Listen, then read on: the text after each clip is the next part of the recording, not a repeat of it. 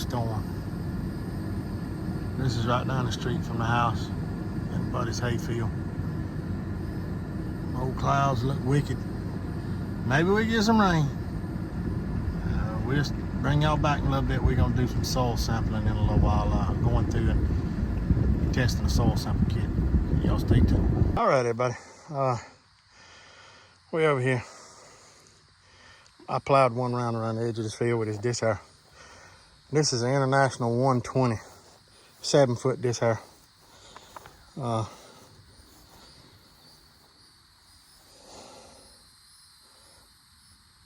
It's a pretty good old Disc Harrow. This gang right here was bent, and that outside Disc Harrow was broke out, or blade was broke. I picked up a new blade. Actually, these blades ain't but $20 a piece. I was really surprised for that outside. The rest is 18s, and then that's a 16 on the outside, same on this side. Straightened the shaft out, put a shaft in it, cleaned it up, new bolt. And I forgot to bend the locking tab down, so I got to do that. The only other thing I got to do to it is it's got these Carter keys right here. Or not Carter keys, roll pins. And the one up there in the front is missing up under that plate, so I got to crawl up under the Disc Harrow to do that. But yep.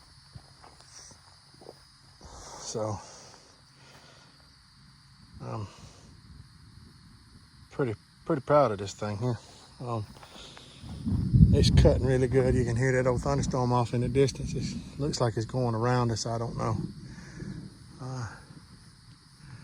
I'm gonna make one more pass real quick, and I'll try to get a little video of that and bring y'all back while I make that last pass around. Yeah, old disc is cutting pretty good. It needs a little bit of cleaning up and straightening up. It's got deer moss growing all over it, but that ain't no big deal. Pressure washing, we're good to go. So been sitting down there in the woods forever and a day, so got it out, cleaned it up, and greased all the bearings. Well, the bearings are not greasable. I just sprayed them, and took a needle greaser and stuck in there and greased in, put a little grease in them. I need to put a little bit more in this one. It's especially that one in there. I need to put a little more in it, but that ain't no big deal. I'll get a little more grease in it, but they'll just loosen up over time. But yeah, but that is an International 120 3-point Disc Harrow, and that is about the same vintage as that tractor. That tractor's a 62. So if you'd have bought a 404, 504, that's the model Disc Harrow you'd have got with. If you'd have got a smaller Disc Harrow, 5 or 6 foot, it would have been a model 60, and then the 7 and 8 foots were model 120s. So, and the 1-point Disc Harrows were actually model 20s. I mean, model 120s. So, but you can get it in a 2-point, 1-point, or 3-point. So, yeah, like I said, we'll get a little video before that storm catches us. But we'll bring you back in a second. We'll get you set up on the disc and make a round or so, and then we'll go from there. So we'll catch y'all in a minute.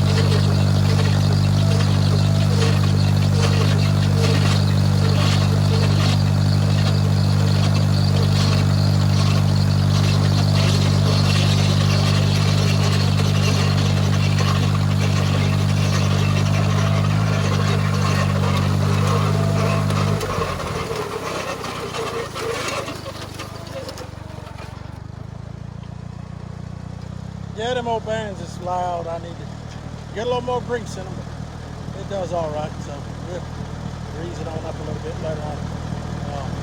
I'll go around and cut around the edge of this other field real quick. We'll bring it back in a second.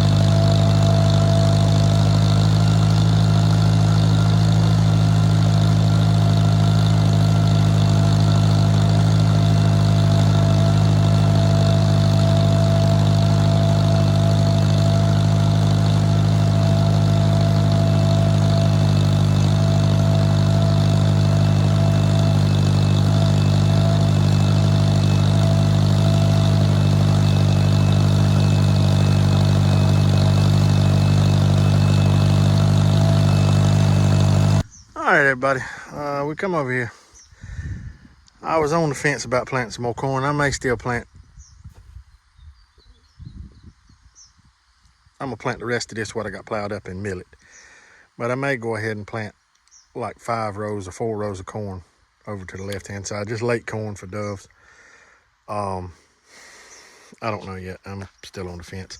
This corn right here ain't nothing. It's got a few little baby ears out there, but it'll be all right for a dove field. Corn up there on the top of the hill is drying down good, but that's planting the millet in rows. So I just got the 140 and the 1 row 295 planter, and I'm gonna plant this instead of getting that big planter back out and using this was already set up. I used it in the garden to lay off rows for pumpkins, so I just put the seed hopper back on it. I had seed in it, so we just took off with it. But I'll get a little video. This is after yesterday where I broke this ground up with that 120 Disc Harrow. So just a little continuation of what's going on the next day.